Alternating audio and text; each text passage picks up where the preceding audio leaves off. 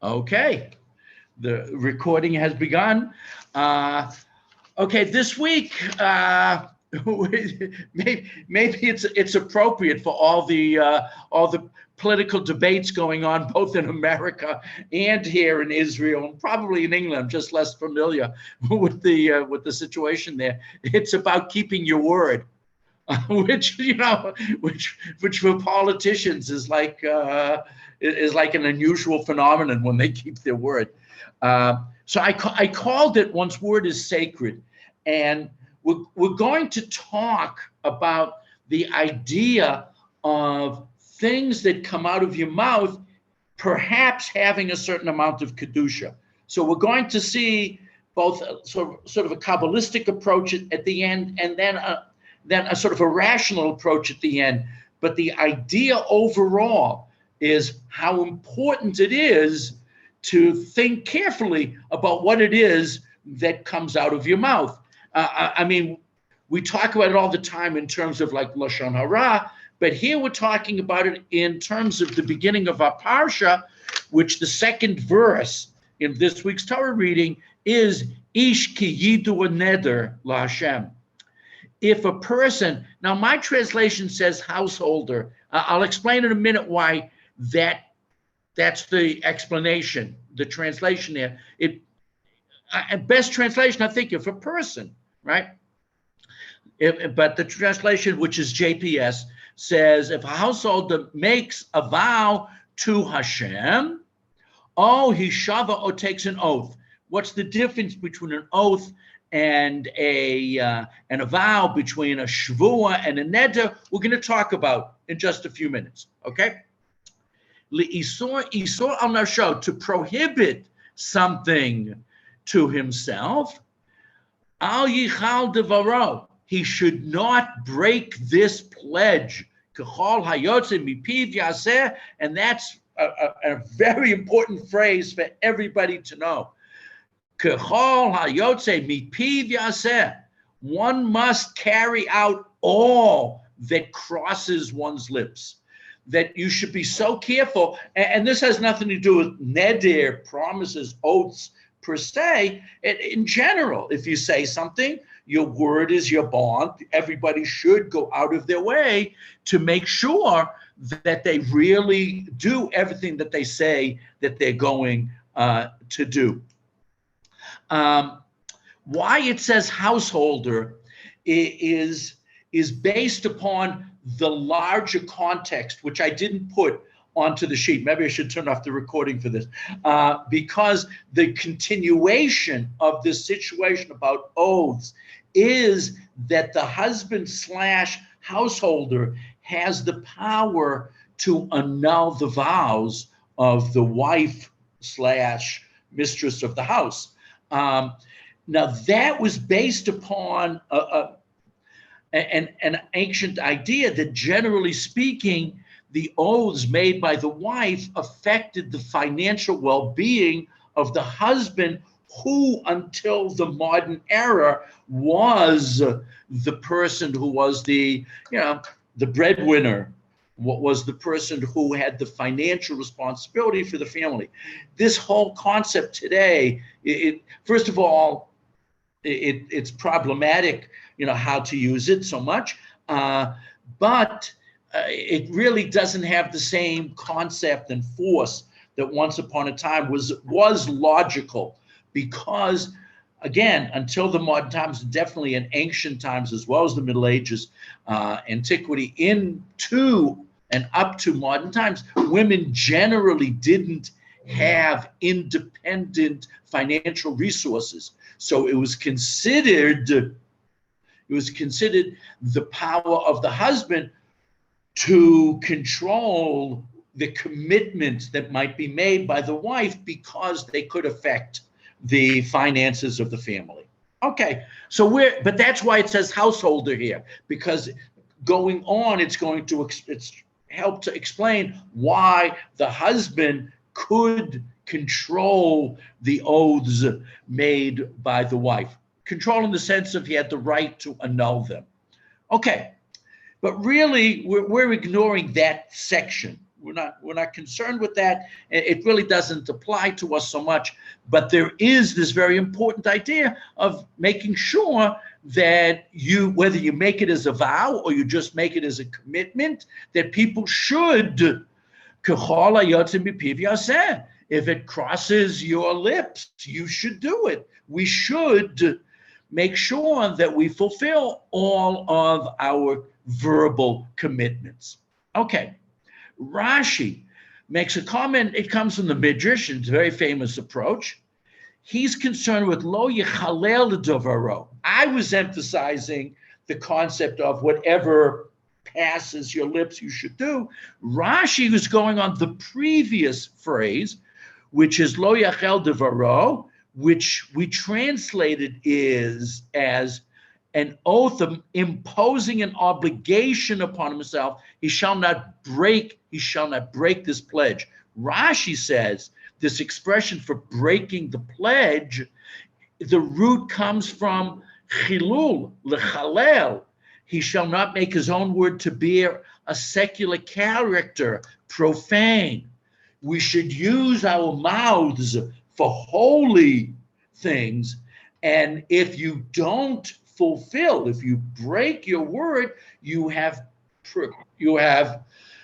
created chilul, you have created a profanation, you have profaned the holiness of your words. And so it's a bit of a pun, but it's a good reminder to us that we should keep the things that come out of our mouths as holy as possible and do everything in our power, not lechalel, not to profane them by either breaking them or to be talking about things that we shouldn't be talking about. The Ibn Ezra adds to this overall concept about making oaths and promises. He adds to this that these promises, la Hashem, are to Hashem, to the eternal, that what makes these oaths holy and powerful is that we invoke God's name. It's possible, it's a bit of an argument, it's possible that there are commentaries that believe that if you don't use God's name in the statement, it may not have full power. That's not the way the Gemara ends up deciding, but that idea is very powerful. It's when we connect our commitment to the name of God, that makes that commitment that much greater. And using God's name is something very powerful. We're going to talk more about that when we get to Rav Lichtenstein on the back of the page. So just like hold that idea about using God's name in these statements, just like put that at the back of your head for your time being. Rabbeinu Bechaye, I want to skip down a little bit. We'll come back to two ideas in a minute on the words Ish ki yidu nedel Hashem. So this is the fourth commentary down the page. Those words are a person who makes a neder, an oath, okay, to God. The Midrash quotes God as saying to the Israelites, be careful before making a vow not to violate it. In other words, think about it before you make the oath. Am I really going to fulfill this? And if you don't, if you have a question in your mind whether or not you'll be able to fulfill it, don't make the oath. If that were to happen, he is as if he had denied God. In other words, using God's name in connection with my commitments, if I don't fulfill that obligation, it seems like on some theoretical or theological or mystical level, it's like I'm denying the power of God. I couldn't do it because God's not powerful enough to do it. And that's a very terrible idea for us to have in our minds. In all aspects of Jewish religion, and there is no forgiveness for this, as the Torah has told us in Exodus 20, verse 7, which of course is the 10 Commandments. Lo tisa et shem Hashem l'shav. Don't use God's name in vain. And according to Rabbeinu Bechaya, writing in the 1300s, he died in 1340. When he wrote this, he was saying that what we mean by taking God's name in vain means making an oath in God's name and then not fulfilling it. And that, the pasuk goes on in the Ten Commandments that Hashem, that God will never completely exonerate, totally forgive someone who has used his name in vain. That it talks about if you don't use my name in vain is a terrible thing to do. And therefore, associating God with what turns out to be a lie is a horrible thing to do. So Rabbeinu Bechaya is connecting that comment by the Ibn Ezra that we're talking about La Hashem, to God, and he's connecting it back to the Ten Commandments. There is a prohibition, I'm back in Rabbeinu Bechaya after the three dots. There is a prohibition of swearing by the name of God unless the people possess the following characteristics. In other words, you shouldn't use God's name in an obligation, in a commitment, in an oath, unless you are like these people described in Devarim. You shall revere the Lord your God, to serve him and to cling to him and to swear in his name. That means people who make an oath using God's name should only be those people who feel their lives and live their lives in connection to Hashem. If you don't live such a life, don't make these oaths. He goes on, describes that idea at great length, but then at the end of his comment, he says a Kabbalistic approach. We're going to see another Kabbalistic approach on the second side. The word yidur, ish ki yidur, neder, a person who will oath an oath, make an oath, right? In Hebrew, the verbs and the nouns are often the same root. A neder is, lindor is to make the oath, and the neder is the oath. Hebrew is very pure language that way, that the verbs and the nouns are often interchangeable. But the Kabbalistic approach is, when you say yidur neder, yidur sounds like it's related to another word, not neder, but dira, dwelling. The word Lashem means that the vow is directed to the Lord, who is dirato shel olam, the dwelling place of the universe. One of the famous rabbinic names for God is Hamakom. I usually translate the omnipresent, but the word literally means the place. It's not that God resides in the world resides in Hashem. So when we use the expression ish ki yidur, a person who is dwelling with his oath, it means that God is the dwelling place of the universe. God is omnipresent. God is everywhere. Hashem is here. Hashem is there. Hashem is truly everywhere. The God who created his world and the seven celestial regions emanating from there. So when you make an oath, you are doing it in the presence of God, who is everywhere and every when. God is truly, a force and presence in the world all the time. It's a very fascinating idea. So when you say an oath, please remember Hashem is there with you when you make the oath. There is no such thing as making an oath not in front of the presence of Hashem. Okay, let's go back up above, the Chizkuni. He wants to talk about what's the difference between an oath and a vow, between a shvuah and a neder. And there are a few famous approaches to understanding the difference between these two ideas. We're going to see the two most famous approaches in the Chizkuni and the Or HaChaim. So the Chizkuni says, or swears an oath to declare something permitted to others as forbidden to himself. Okay, something which is normally permitted. I'm making an oath. I'm not going to do that. Okay, I'm making an oath. It's permitted to eat certain products, but I'm going to make an oath not to eat them. I'm going to, for whatever reason, whether it's health reasons or it's spiritual reasons, or it's permitted to eat on Monday and Thursday, but I'm going to make an oath to fast on Monday and Thursday, which was a relatively common phenomenon in Jewish history. I'm taking something which is permitted, and I am prohibiting it to myself. What's the difference, though, between making a vow, shvuah, and an oath, neder? In a vow, the object is placed out of bounds to the party making the vow. Okay.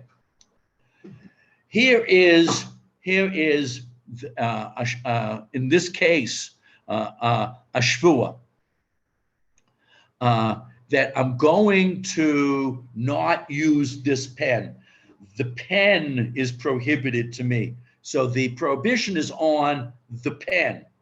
It's in Gemara Lashon and Brisker thinking that's the hefza. The object is prohibited. However, whereas when swearing an oath, a neder, the person places himself out of bounds to the object or people of an oath. That's on me. I'm not going to have anything to do with those people. It's about people, or it could be on me. I prohibit myself from using ink pens. It's got nothing to do with the pens. It's on the gavra. It's on the individual. It's on me.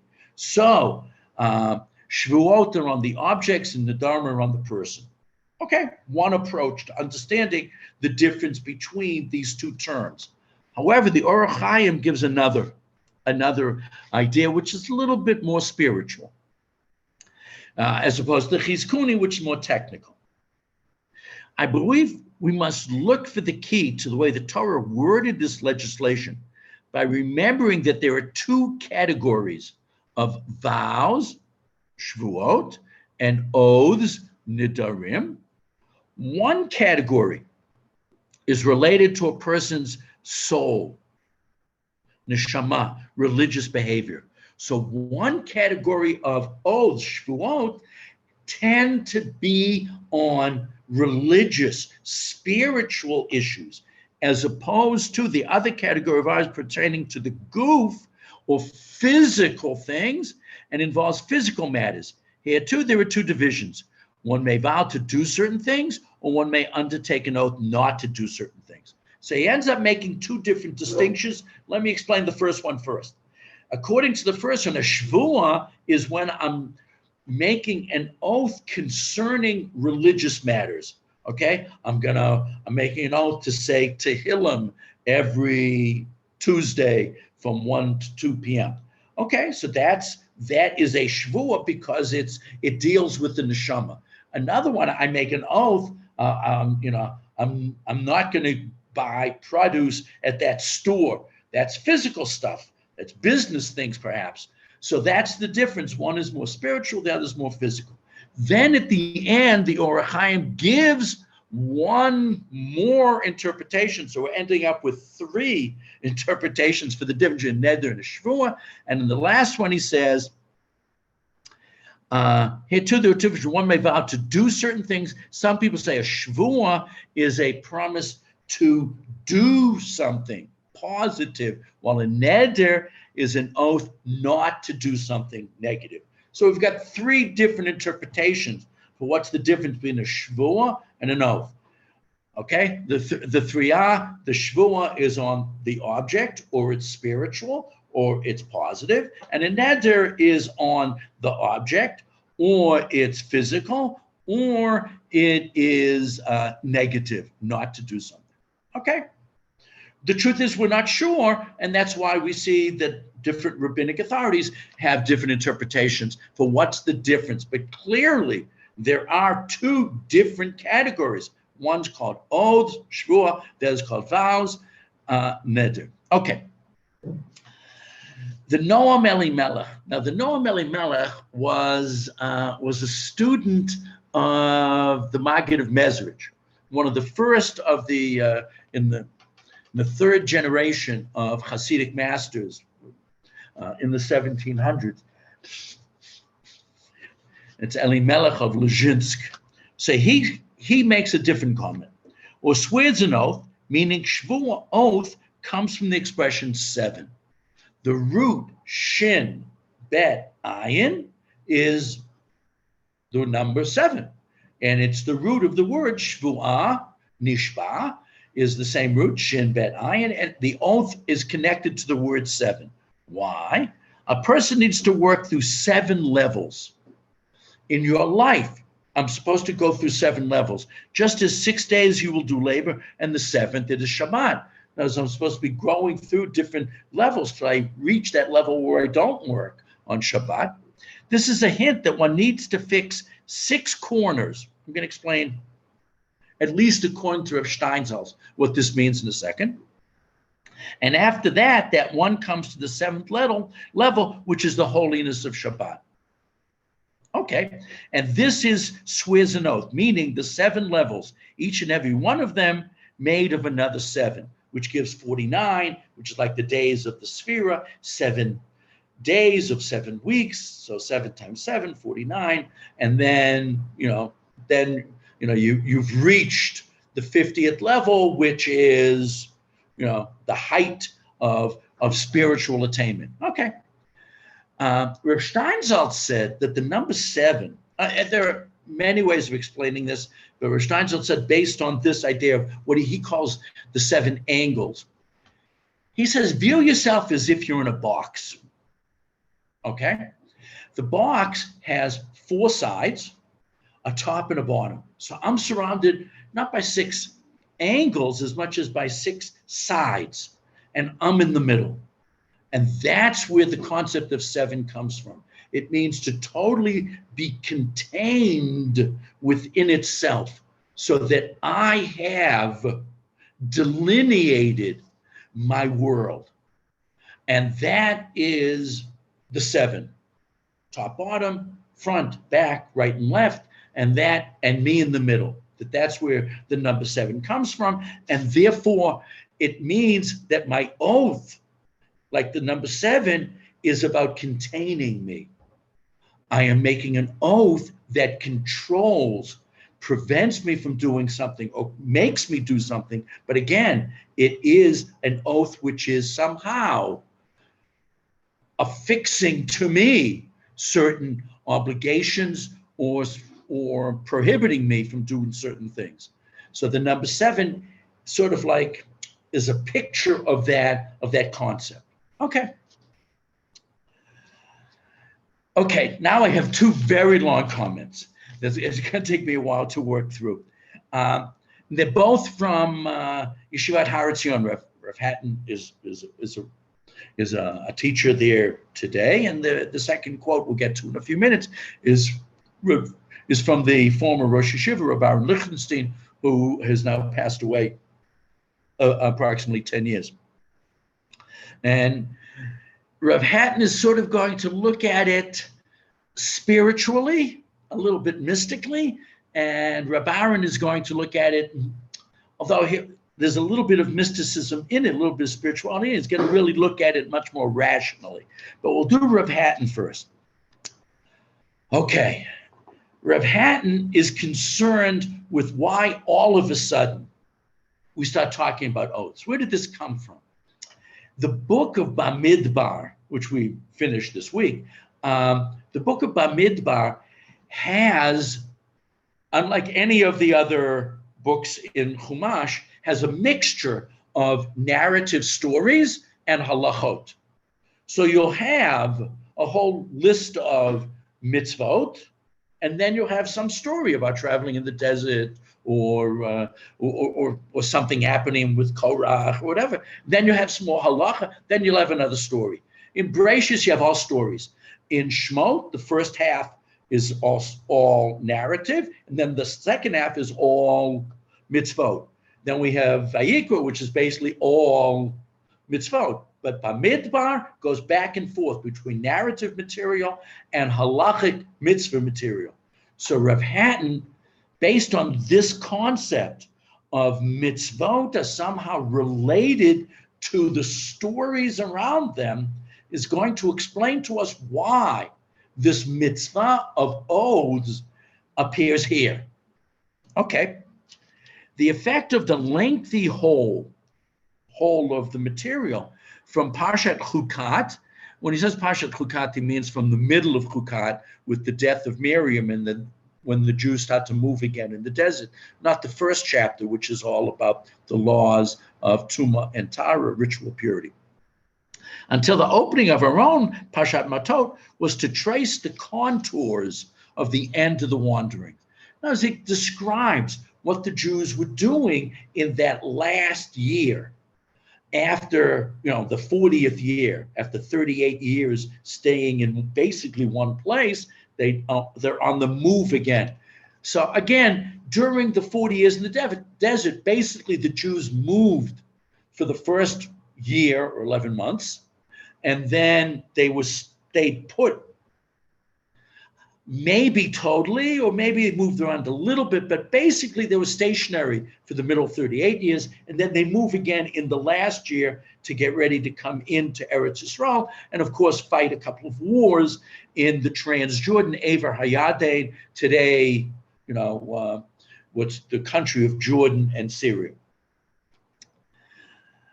Was to trace the contours of the end of the wandering. It says, Israel drew close to the borders of the promised land and made preparations for entering it. But then another threat loomed on the horizon, this time not from antagonistic enemies like Moab and Ammon and Bashan, or not by unbridled wantonness like the story with Pinchas and the promiscuity that he fought against, but rather by a seemingly more innocuous desire for comfort. In our Torah reading, there is this approach to Moshe Rabbeinu by 2.5 tribes that want to have their life a little bit easier financially by staying in the Transjordan. The tribes of Gad and Reuven, and later Chetzi Shevet Menashe, the half of the tribe of Menashe joined them, blessed with massive flocks, cast their eyes upon the fertile expanse of the Amorite territory on the other side of the Jordan, not in Eretz Yisrael, and desired it, even as the rest of the tribes were poised to cross the Jordan and fight of a 7-year war in the new land. Needless to say, Moshe was not enthusiastic about that request. Why then do you sway the hearts of the people, onto the next page, of Israel from crossing into the land that God gave to them? You're making it sound like you'd rather have a better life than live within the confines of Eretz Yisrael, which we know, we probably all have relatives who are doing that right now, right? Who rather than live within Eretz Yisrael, they've chosen perhaps an easier or more financially lucrative, situation elsewhere. Excuse me. This situation was different for many reasons, because the Kedusha of Eretz Yisrael ends up being expanded into that area, but still it bothered Moshe because they wanted to live in a place that hadn't been promised to Bnei Israel. Earlier, Moshe had concluded his remarks to these tribes, who themselves had suggested the solution of providing a strike force with a charge and fulfill it in accordance with that which you speak with your mouths. Aha. Now they had said, by the way, the term in Hebrew for the strike force is that they would be chalutzim.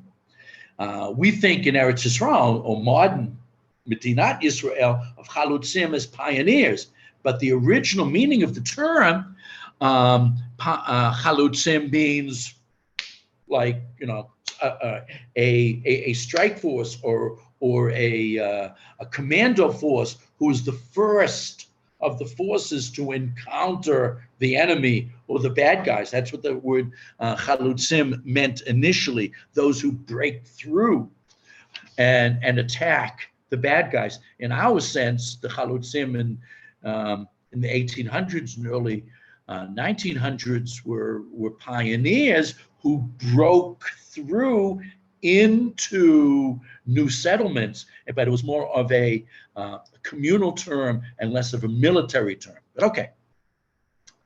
But then Moshe said, I'm in the third line on the second side, and fulfill it in accordance with that which you speak with your mouths. This expression, stressing the need for a person to stand by his word, immediately recalls the opening section of our Parsha. At the end of our Torah reading, we're talking about, Moshe says, you better keep your word. Oh, where did we talk about keeping your word? At the beginning of the Parsha. We have the mitzvah and the rules of making oaths. So in other words, what Rav Hatton is explaining to us is the narrative and the mitzvah are connected. What's interesting about this is, generally speaking, the mitzvot that are connected to the narrative usually follow them. In our case, it preceded it. But still, he's letting us know that when the rabbis decided how much Torah to put together in Parshat Matot, what they decided was, let's start with the mitzvah of Neder, and let's go through the story of the tribes who make an oath to Moshe Rabbeinu, so that the entire Parsha becomes connected through this mitzvah, this idea, this concept of making sure that everybody fulfills their word. Okay.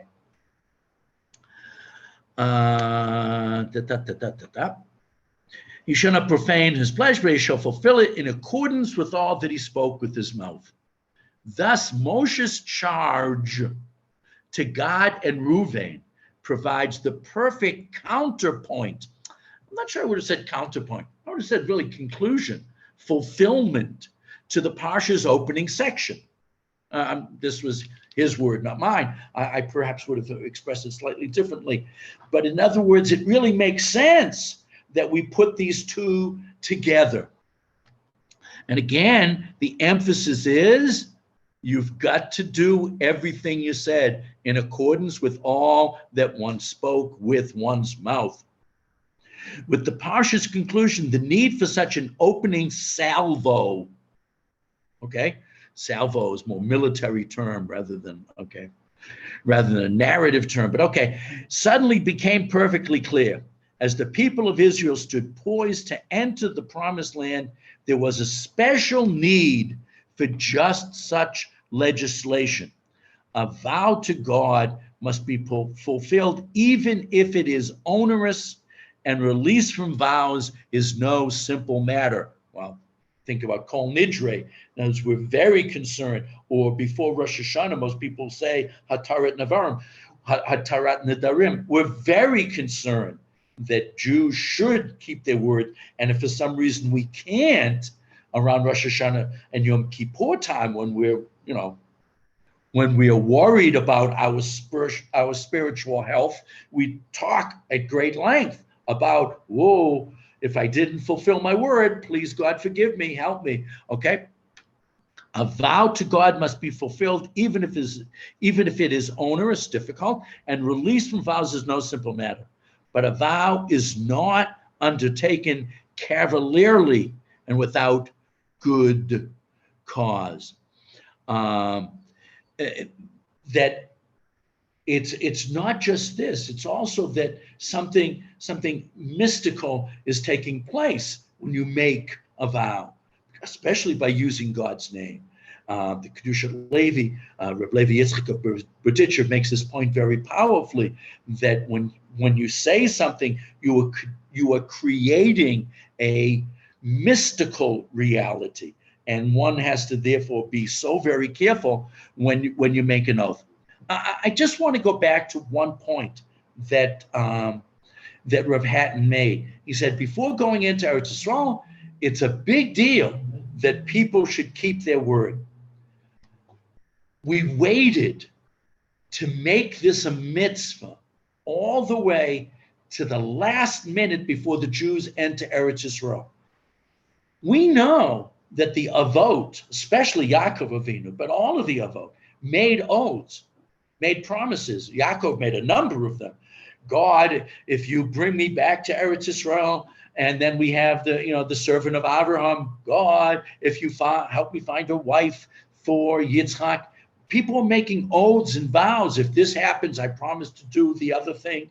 That they're going on all over the place in Sefer Bereshit. But we waited all the way till the end of the historical period of the Torah before entering Eretz Yisrael to make it a mitzvah, because most of the oaths that are made have to do with life and business and family and being settled in the land, that people had to really make contracts, and people had to make sure that your word was your bond.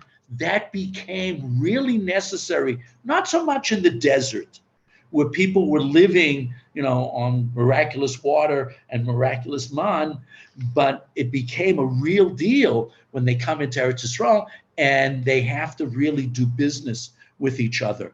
And that's when, having to do with the business and the agriculture and the real estate, when people's words really do become extremely important for society to function properly. So it's fascinating that it happens here, but it's important that it happens here. And the first case of people making this kind of commitment that the nation needs them to fulfill is the promise made by God and Asher and Chetzi Shevet Menashe, that they would help in the conquest of the land. Not just help, but be the chalutzim, the shock forces who were the first invaders of the land. That's very important. And it's in a real country where real people live that the concept of oaths and vows and keeping one's word and trust and faith in one another becomes important. And it hadn't been nearly as important during the period in the desert. Okay, so all of that is beautiful and very spiritual and very wonderful. But Rav Lichtenstein wanted to take a look at the concept of oaths in a slightly different way. And let's take a look at what Reb Aaron Oliver Sholem had to say to us. The concept of a mystical dimension of speech or oaths is familiar to us from classical thought, from antiquity, the Greco-Roman world, and their culture, which is interesting because I don't know how many of us, read philosophy from, Plato or Aristotle, or in many of the famous Greek plays and tragedies, people make oaths and promise things, and making oaths and fulfilling them is a big deal in the Odyssey and the Iliad. I don't know how many guys in yeshiva are familiar with this, but Reb Aaron, who of course had a PhD in English literature from Harvard, really knew, world literature overall. Familiar to us. I don't know who that us is. I'm not sure when he said this in the yeshiva Beit Midrash, how many of the, especially the Israeli kids, knew what he was talking about. But okay.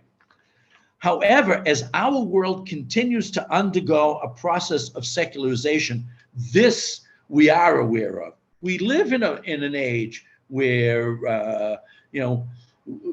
that's more secular and less religious than people historically were. When you go back to the Middle Ages, everybody was religious, Jewish, Christian, Muslim, everybody was religious. Today, what percentage are religious? It's It's a minority in almost every culture. I'm very proud of the fact that more than half of the world's population profess to be descendants, spiritual descendants of Abraham, but billions of people, live without religion or with other religions, and secularization, especially in countries like China, where religion is basically prohibited, still exists. And in Europe, very few people profess to be religious anymore. Okay. However, the Jewish perspective stands somewhere in between the ancient belief in the magical power of words. Well, he's saying this again to a non-Hasidic, non-Kabbalistic group, because in Kabbalah, words can have magic and do have magic powers, and the modern rational approach that ridicules oaths and curses.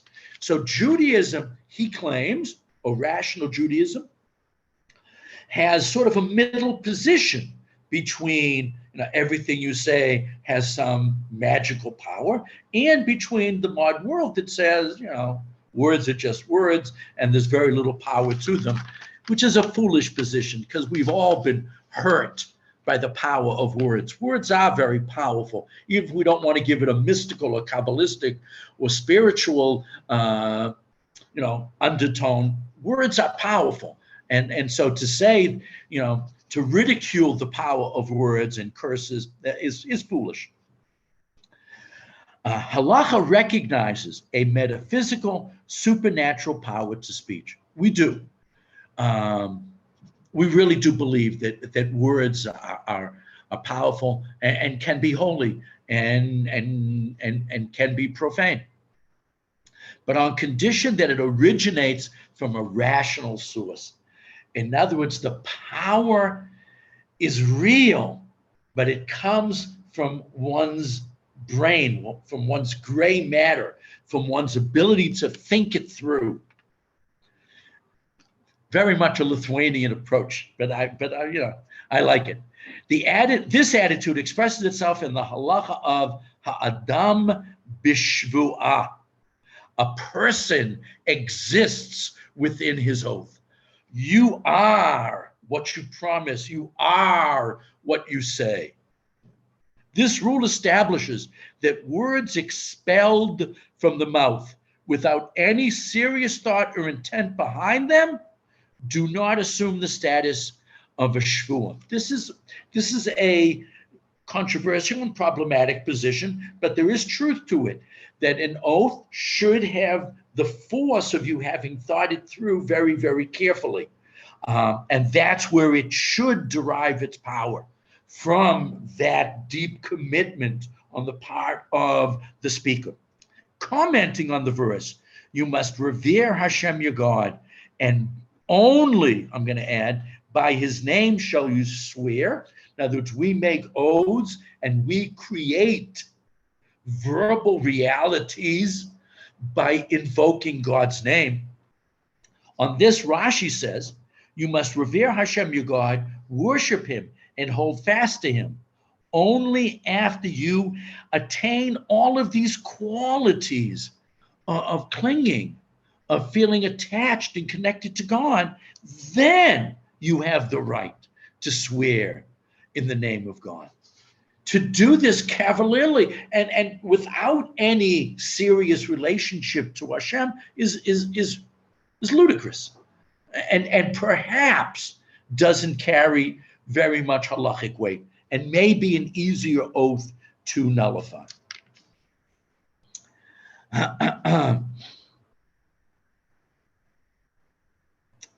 However, it seems likely that the Midrash feels that swearing in God's name is no small matter.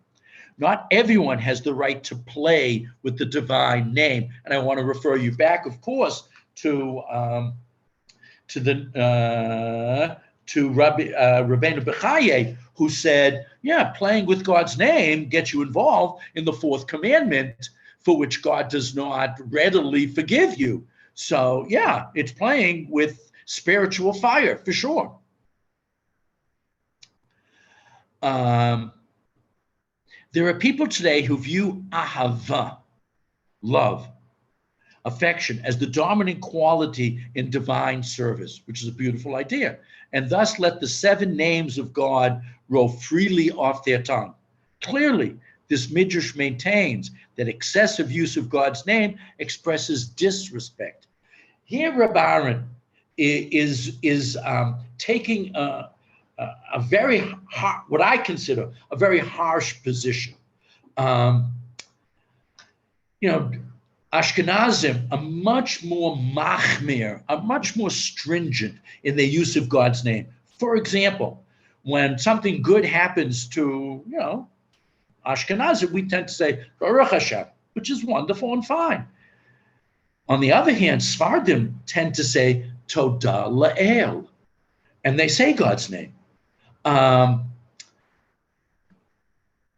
So even though personally, as an Ashkenazi and a Lithuanian, I feel, the power of what Rabbi Aaron is saying right here. However, there are other positions that feel that, yes, there is something beautiful, associating with God's name and perhaps using it a little bit more freely than European, especially Lithuanian Jews got used to. There were some Jews that used to write, bet hey on the top of a page, and then there were people who said, don't write that hey, because that hey is getting too close to God's name. And it's like you see people.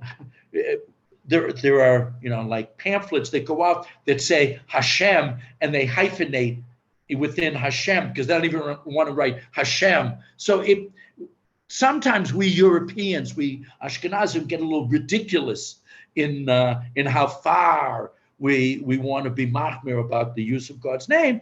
But it's interesting that Rabbi Aaron is more concerned for the other side, where we may get too loose with the use of God's name, which is less of an Ashkenazi thing. B'se'at d'shmaya, right. Now, people didn't want to write Baruch Hashem. Thank you, Gail. They didn't want to write Bet Hey, they write Bet Samach Daled, because they don't want that hey to be understood as God's name, which is, of course, I don't want to say ridiculous, but it's going pretty far afield because it's a hey to replace God's name rather than write God's name. And so we get, further and further from God's name. But thank you, Gail. Okay, Rabbi Aaron goes on. One who takes a neder is considered to having built a bama.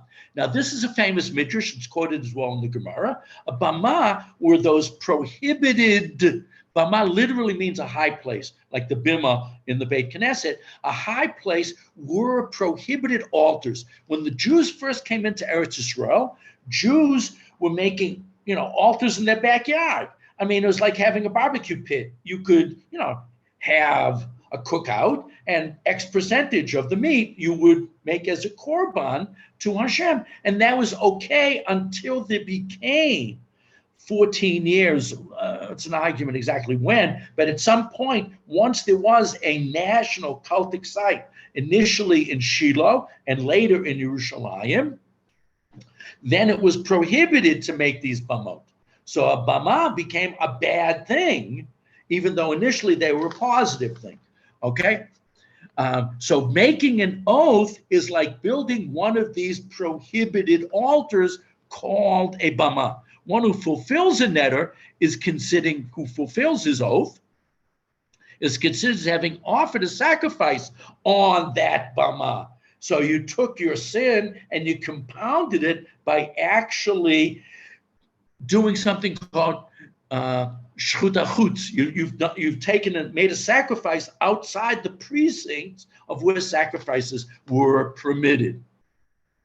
The Ran understands, one of the commentaries on the Gemara in Nedarim about this, the Ran understands Bama as a forbidden site for offerings. Just as one who builds a Bama thinks he does something praiseworthy, the person who did it even though it was prohibited, thought he was doing something wonderful because he's giving a gift to Hashem. It was wrong, and he got the halacha, backwards. But he thought at the time, "Oh, I'm giving something to Hashem. This is wonderful." While in reality he commits a sin, so does one who takes a neder. They see virtue in taking upon himself additional prohibitions, but he is actually considered a sinner. So the Ran is very tough on those people making these nedarim, these oaths, these nedarim and shvuot, because it's like a bama. So he's saying that midrash and that Gemara is saying don't do it. It's a bad thing. Okay.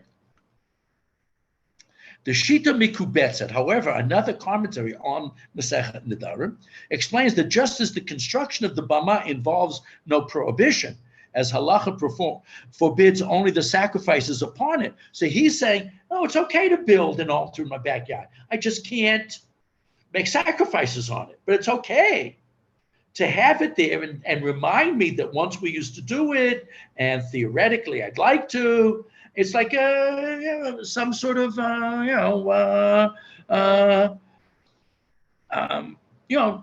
some sort of beautiful concept that I am somehow fulfilling in a certain way. It's okay to build it.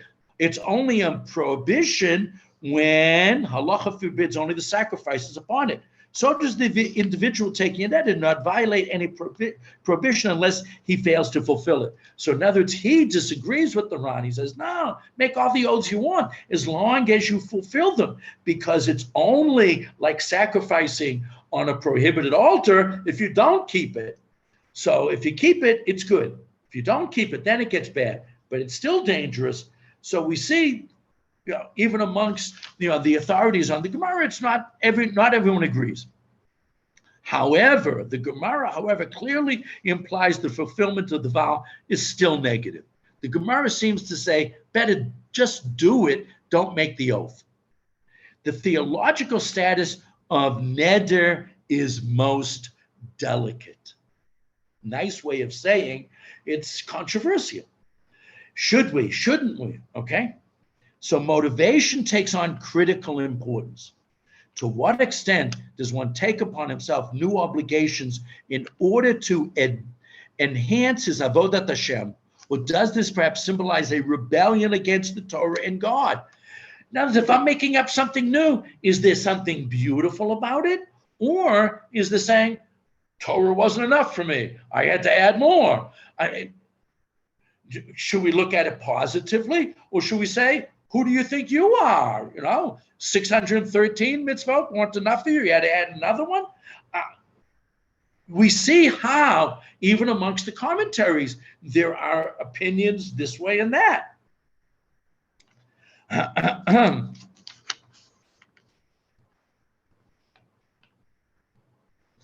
Likutei halachot. Now he's quoting now from another halachic source, which is actually Hasidish.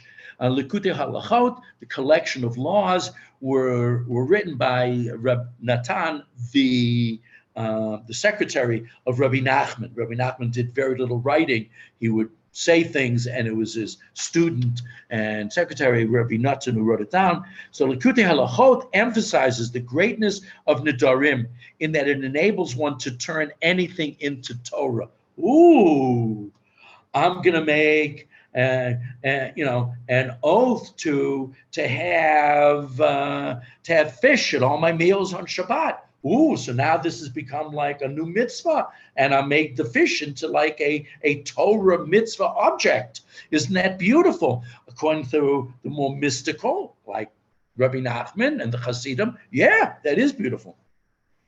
God thereby revealed to us that there is Torah and service latent within everything in the world, for they all receive vitality from the Torah. That closes the quote from Rabbi Nachman, which is saying nedarim are great, okay?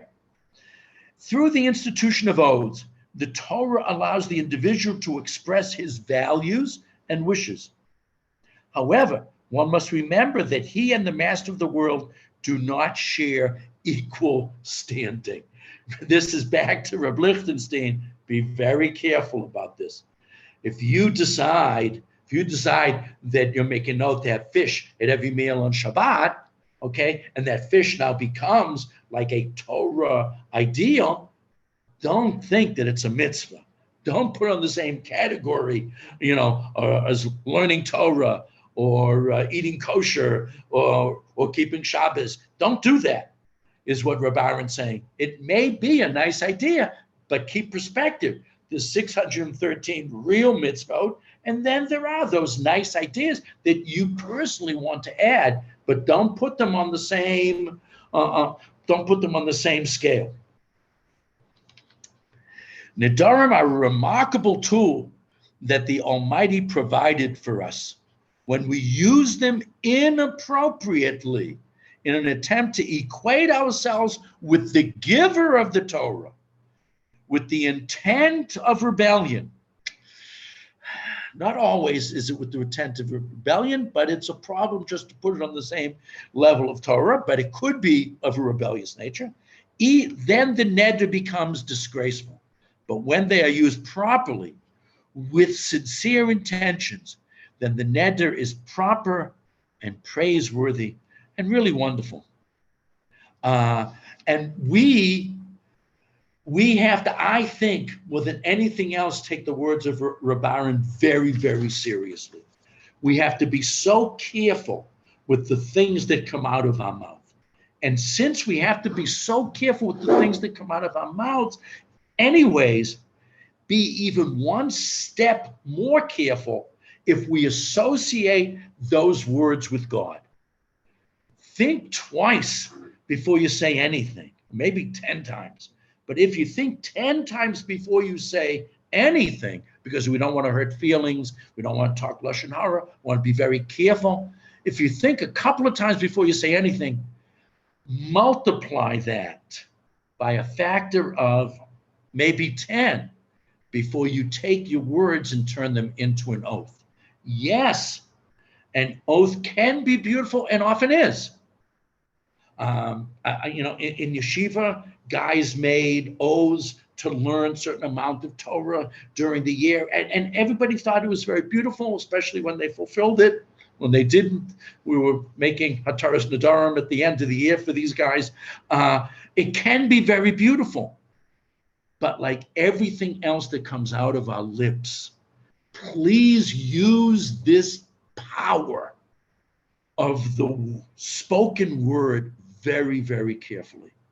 Yes, there is beauty and power in it, but there are also dangers and pitfalls as well. And so our Torah reading says, yes, you can make oaths, and they can be something special. But I personally feel close to the position of Rabbi Aaron. Yes, be very careful about it, though. And that hopefully reminds us to be that much more careful with everything that we say in life. We can do beautiful things with this power of speech, but be careful with it. And the comment is, thank you. Oh, okay. You're welcome. No, and to put on my glasses, I thought it was going to be a comment. It's a powerful idea, and hopefully we'll learn to use our words and our lips very, very carefully. Great to be back, everybody. Okay, good to see everyone. And Bli Neder, if someone missed today, you let them know that I hope to have this up by the morning. Okay. Bye, Rabbi. Thanks for coming. Good to see everybody. Bye-bye. Thank you very much.